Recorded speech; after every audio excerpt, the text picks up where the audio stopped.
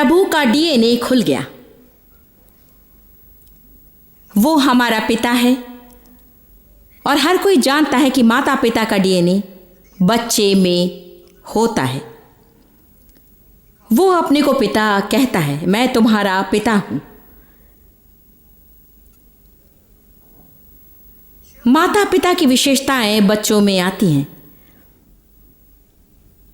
जैसे वे खड़े होते हैं वे भी खड़े होते हैं, जैसे चलते हैं वे भी चलते हैं। कभी कभी छोटी छोटी चीजें दिखाई दे जाती है, जैसे कि अरे तुम तो बिल्कुल अपने पिता की तरह हो। देखिए, यही हम आत्मिक तरफ से चाहते हैं। चाहते हैं कि लोग कहें तुम्हारा बर्ताव तो परमेश्वर की तरह है। चूंकि अधिकांश लोग परमेश्वर को नहीं जानते, हम प्रभु की तरह बर्ताव करें तो उनके साथ हमारे रिश्ते के बर्ताव से प्रभु से उनका परिचय हो जाएगा। आपकी तरह किसी से मैं कभी नहीं मिला, इसलिए कि आप परमेश्वर से कभी नहीं मिले। हमें प्रभु की तरह बर्ताव करना चाहिए। यीशु से साम्य हम में विकसित होना चाहिए। मैं फिर कहना चाहूंगी, अन्य लोगों से हमारा बर्ताव परमेश्वर के लिए सबसे महत्वपूर्ण है। हमें अपने आप से पूछना चाहिए, क्या मैं लोगों से सम्मान सहित बर्ताव कर रहा हूं? क्या उनसे मेरा बर्ताव सही है? क्या उन्हें व्यक्ति का मूल्य दे रहा हूं? उनकी राय को मूल्यवान समझता हूं? उन्हें अपने को व्यक्त करने का मौका देता हूं? क्या मैं माफी मांगता हूं जब गलती पर या अशिष्ट होता हूं?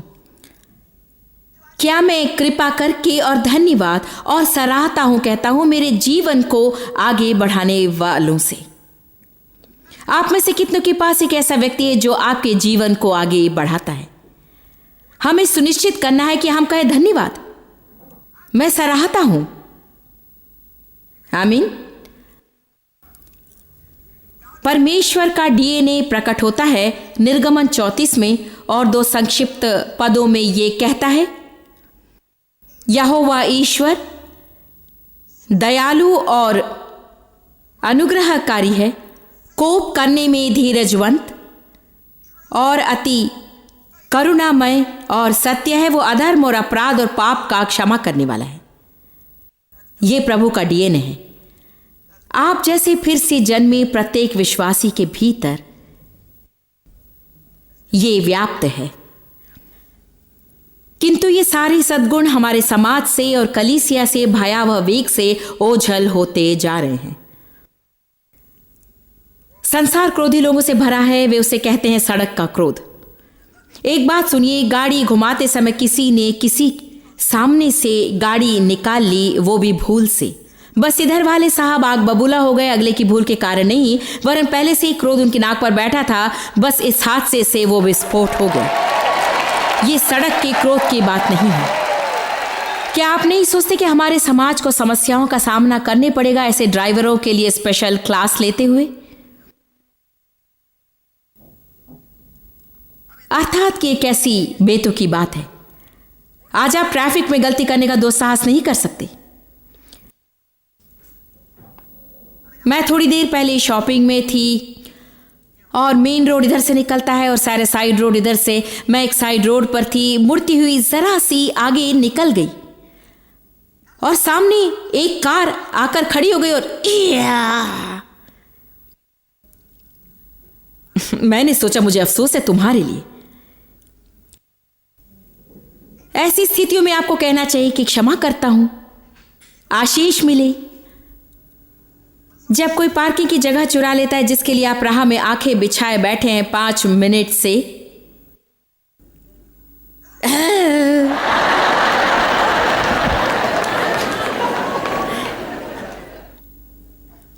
आमीन। वो बुढ़ा जो मर गया था फिर जी उठता है। चंद मिनट पहले आप यूं थे, प्रभु की स्तुति हो, हालेलुया, धन्यवाद। प्रभु की स्तुति और उपासना शुरू हुई। जॉयसबर टेप्स चलने लगे, अच्छा लगने लगा। ओ धन्यवाद ईश्वर।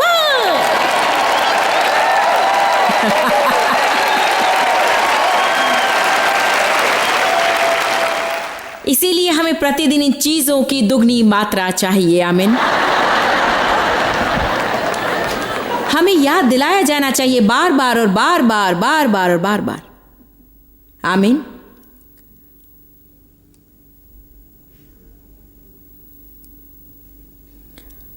मत्ती 24 कहता है कि अंत के दिनों में देश में अधर्म और अतिथि के बढ़ने से बहुतों का प्रेम ठंडा हो जाएगा।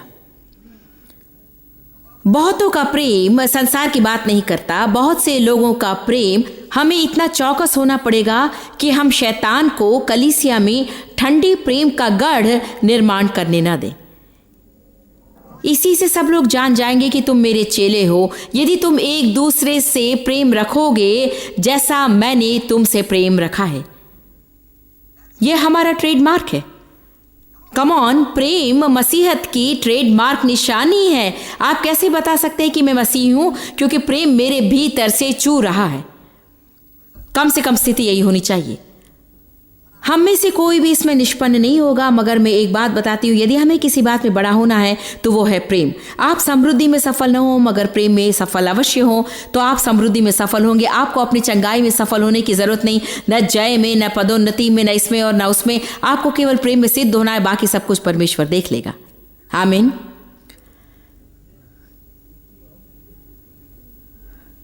बाइबल कहती है यूहन्ना 3:17 में, जब तुम्हारा विश्वासी भाई जरूरत में हो तो अपनी करुणा का द्वार बंद ना करो। प्रभु करुणामय है, उसका डीएनए हम में है, हमारे हृदय में करुणा है। किंतु हम चुनाव कर सकते हैं, हम बंद करने या खोलने का निर्णय ले सकते हैं। जैसे ही हम किसी पर दोष लगाने लगते हैं, करुणा का द्वार बंद हो जाता है। खैर, यदि मैं होती तो ऐसा कभी नहीं करती। आप नहीं जानते आप इस स्थिति में क्या करते। बूढ़े धार्मिक खोसट, आपको पता नहीं कि आप क्या करते। प्रभु को आशीष, मैं तो ऐसा कभी नहीं करता। नहीं, आप उससे भी बुरा कुछ करते। मेरे साथ लूका 15 पर चलिए। हम जरा पीछे चलकर उड़ाऊ लड़के की कहानी सुनेंगे, किंतु आज हम बड़े भाई की ओर देखेंगे। यहां पर 2 अद्भुत कहानियां हैं। हम सदा उड़ाऊ ही की बातें करते हैं, किंतु यहां पर एक और महान सबक है। लूका अध्याय 15 पद 11। फिर उसने कहा, किसी मनुष्य के 2 पुत्र थे। उनमें से छुटके ने पिता से कहा, हे पिता, संपत्ति में से जो भाग मेरा है वो मुझे दे दीजिए। उसने उनको अपनी संपत्ति बांट दी। और बहुत दिन बीते थे कि छुटका पुत्र सब कुछ इकट्ठा करके एक दूर देश को चला गया और वहां कुकर्म में अपनी संपत्ति उड़ा दी। आगे पढ़ते पढ़ते पता चलता है कि वहां अकाल पड़ा और उसकी मदद को कोई नहीं था। उसे वास्तव में सूअरों के साथ रहना पड़ा और उन्हें खाना पड़ा जो सूअर खाते थे। पद 17 कहता है कि वो अपने आपे में आया। प्रभु का धन्यवाद, उसकी आंखें खुल गई। और पद 18 में वो कहता है, मैं अपने पिता के पास जाऊंगा और उसे कहूंगा, पिताजी, मैंने स्वर्ग के विरोध में और तेरी दृष्टि में पाप किया है। कोई पापी या फिर से पाप में पड़ने वाले को इतना ही चाहिए कि वो जाग जाए और उठकर कहे, मैंने बड़ी मूर्खता का काम किया है और मैं जाकर अपने पिता से कहूंगा कि पिताजी, मुझे क्षमा कीजिए क्योंकि मैंने पाप किया है। और सबको इसमें खुश होना चाहिए, मगर सब खुश नहीं होते। देखिए, कभी कभी लोगों के लिए ये बहुत कठिन हो उठता है कि वे हमें अंतिम घड़ी में आते हुए देखें, और जबकि वे धर्मी जीवन बिता रहे थे, दिखावे का धर्मी जीवन इतने सालों से, और अब अचानक आप चले आते हैं उस रद्दी जीवन के बाद और आपको प्रकाशन मिलता है, आपको क्षमा मिलती है, और जो आशीष उनको मिला करती है आपको भी मिलने लगती है, और ऐसा भास होने लगता है कि परमेश्वर उनसे अधिक आपको आशीष दे रहा है। ऐसे दृश्य को देखकर खुश होने वाले आपको बहुत से लोग नहीं मिलेंगे। आप वहां बैठकर यूं मत घूरिए। और हम कहते हैं, ये उचित नहीं। अब देखिए,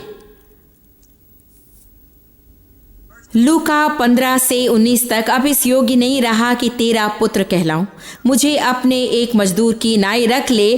तब वो उठकर अपने पिता के पास चला। वो अभी दूर ही था कि उसे देखकर उसकी प्रकृति में थी। पिता ने तरस खाया और दौड़कर उसे गले लगाया और बहुत चूमा। पुत्र ने उससे कहा, पिताजी, मैंने स्वर्ग के विरोध में और तेरी दृष्टि में पाप किया है और अब इस योग्य नहीं रहा कि तेरा पुत्र कहलाऊं। परंतु पिता ने अपने दासों से कहा, झट अच्छे से अच्छा वस्त्र निकालकर उसे पहनाओ और उसके हाथ में अंगूठी और पाँवों में जूतियां पहनाओ और पला हुआ बछड़ा लाकर मारो, ताकि हम खाएं और आनंद मनाएं। क्योंकि मेरा ये पुत्र मर गया था, वो फिर से जी उठा है, खो गया था, अब मिल गया है। और वे आनंद करने लगे। परंतु उनका ज्येष्ठ पुत्र, क्या आप नहीं सोचते कि ये परंतु ना होते तो अच्छा होता? हम लोग आनंद कर रहे थे। अब मिस्टर धर्मी को धमकना था। मगर चर्च में हंसी मजाक नहीं करना चाहिए ना।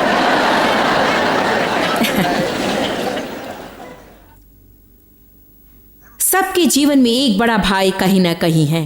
वो शायद सगा भाई ना हो, मगर कोई ना कोई है जिन्हें आपकी आशीष नापसंद है।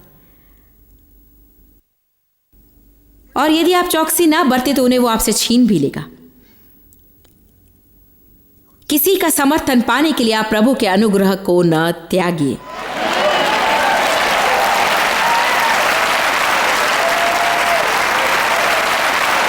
यूसुफ के पिता ने उसे रंग बिरंगा कोट दिया, मगर उसके भाइयों को यह बात पसंद नहीं आई। मगर जानते मैंने किस बात पर ध्यान दिया? यूसुफ ने अपना कोट पहना। प्रभु आपके जीवन में जो कर रहा है वो सबको अच्छा ना लगे, मगर आपको जो आशीष प्रभु ने दी है आप उसका आनंद लीजिए। क्योंकि आपकी पूरी कहानी वे नहीं जानते आप पर क्या बीती है वहां पहुंचते पहुंचते जहां आप हैं। आमीन।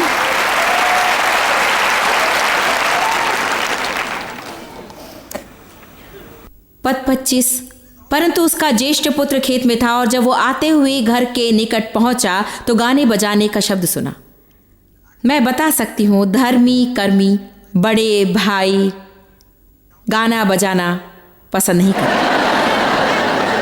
वे आनंद के साथ संबंध नहीं रखते क्योंकि वे सोचते हैं हर एक को काम करना चाहिए।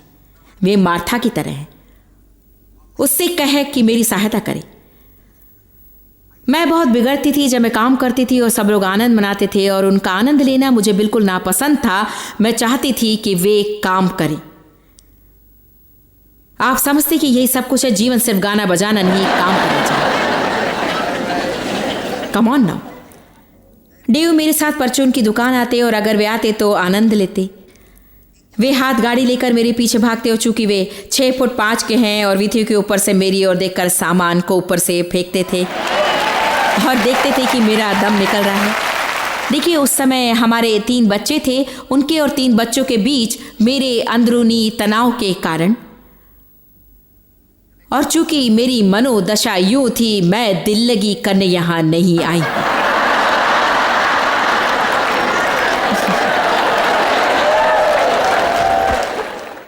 कितनी अच्छी बात है कि इस परिवार में कोई तो जिम्मेदार है।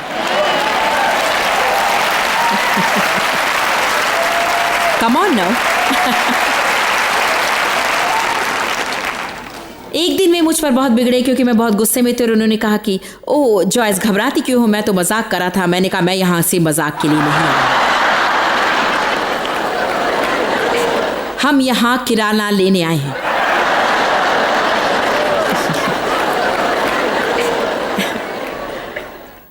कभी कभी हमें हल्का हो लेना चाहिए। आमीन। अपने आप को भूलकर आपको हल्का हो लेना चाहिए और आनंद करना चाहिए। आमीन। हम काम करने जरूर जाते हैं, मगर यह भी सच है कि हर स्वस्थ बालिक के भीतर एक स्वस्थ बच्चा भी होना चाहिए। मैंने कभी बचपन देखा नहीं, इसलिए बच्चा बना नहीं जानती थी, मगर प्रभु ने सिखा दिया है। इसीलिए मैं प्रचार के समय मजाक किया करती हूँ। आंशिक उद्देश्य है कि शैतान का भेजा खा जाऊं। चर्च में लोगों को हंसते देखकर खुश होती हूँ, क्योंकि शैतान अपना मुंह नोचने लगता है जब हम चर्च में हंसते हैं। वो चाहता है कि हम यहाँ भीतर आए और गंभीरता से पेश आए। हम परमेश्वर के घर में हैं। कोई आश्चर्य नहीं कि प्रभु के भय में बच्चे बड़े होते हैं। जानते हैं, हम दोस्त की तरह भी नहीं कहते हाँ प्रभु तुम्हारा दोस्त है, हम कहते हैं कि परमेश्वर। मुझे बहुत राहत मिली जब पता चला कि प्रभु मेरा दोस्त है। हालेलुया। हाँ, उससे मुझसे प्रेम है।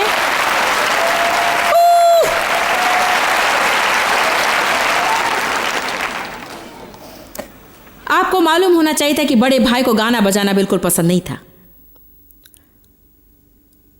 और उसने एक दास को बुलाया और पूछा ये क्या हो रहा है। उसने उससे कहा कि तेरा भाई आया है और तेरे पिता ने पला हुआ बछड़ा कटवाया है, इसलिए कि उसे भला चंगा पाया। ये सुनकर वो क्रोध से पूरी तरह से भर गया और भीतर जाना नहीं चाहा। मैं इसमें शामिल नहीं हूंगा। न जाओ, किसे परवाह है। तुम्हारे इस बर्ताव से किसे चोट लगती है? गाना बजाना तो चलता ही रहा। क्या आज कोई एक प्रकाशन पा सकता है? कितने साल मैंने रसोई में बैठकर बिताए और बिल भरने की चिंता करती रही और पैसे गिनने की कोशिश की जो वहां नहीं थे। मैंने बिलों को फिर जोड़ा और जान गई कि हमारे पैसे से वे ज्यादा ही थे, मगर नहीं, मुझे उसे बार बार चेक करना पड़ा। और डेव दूसरे कमरे में बच्चों के साथ खेल रहे थे। वे हंसते थे, मल्ल युद्ध करते थे, टीवी देखते, और वे कह उठते उसे ऊपर क्यों नहीं रख देती? तुम तो जानती हो हमें चमत्कार चाहिए और प्रभु सदा हमारी देखभाल करता है, तो क्यों ना इधर आ जाओ और हमारे साथ आनंद मनाओ। प्रभु सदा हमारी देखभाल करता है। दशमांश देते हैं हम। प्रभु की आज्ञा अनुसार तुमने नौकरी छोड़ी सेवकाई के लिए। वहां बैठकर अपने आप को पीड़ा क्यों देती हो? यहां आकर हमारे साथ आनंद क्यों नहीं मनाती हो? नहीं, सामने गंभीर समस्याएं हैं, हम बैठकर आनंद नहीं मना सकते हैं। क्या आप में से कोई आज मेरी बात समझ रहा है? क्योंकि जब समस्याएं चढ़ाई करती हैं तो हमें धार्मिक होना चाहिए। देखिए, बाइबल हमें सिखाती है कि हंसी और खुशी आत्मिक संग्राम है। शैतान चाहता है कि आप सदा रोते रहें, ना कि परमेश्वर।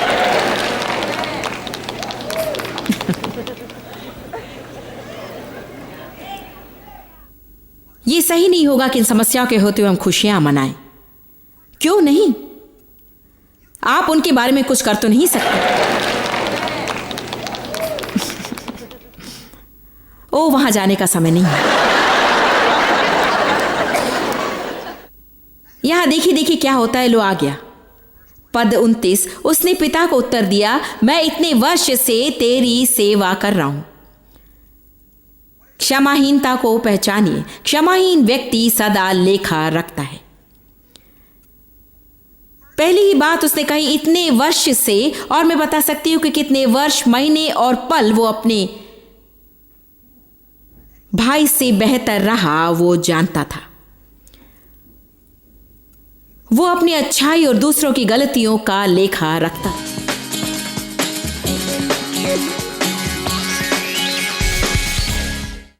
पिता, हम यीशु के नाम में तेरे पास आते हैं और मेरी प्रार्थना है कि मेरे प्रत्येक दर्शक के लिए जिसे किसी को क्षमा करने की जरूरत है और उन्हें अपने आप को भी क्षमा करने की जरूरत भी होगी। शायद वे तुझ पर क्रोधित हैं प्रभु, उन्हें शायद क्षमा करने की जरूरत होगी परचून को, पोस्ट ऑफिस को, काम में किसी को, पड़ोसी को, अतीत में किसी को, कल से किसी को। मगर तेरे अनुग्रह की मेरी प्रार्थना है, तेरी सामर्थ्य देने वाली शक्ति की, कि वो उनमें से प्रत्येक को मिले, ताकि वे इस संदेश को अपने जीवन में प्रयोग कर सके, ना केवल सुने वरन वचन पर चलने वाले हों। यीशु के नाम में मैं आपसे सहमत हूं कि यही क्षमाहीनता से भावुकता की यातना का अंत है। आमीन। मैं प्रसन्न हूँ कि आज आपने कार्यक्रम देखा। मुझे प्रतीति है कि वचन आपका जीवन बदल रहा है और मैं प्रोत्साहित करती हूँ कि हफ्ते में 5 दिन आप सम्मिलित हों, क्योंकि आपका जीवन लगातार बदलता रहेगा और ये आपको महिमा से महिमा तक ले जाएगा।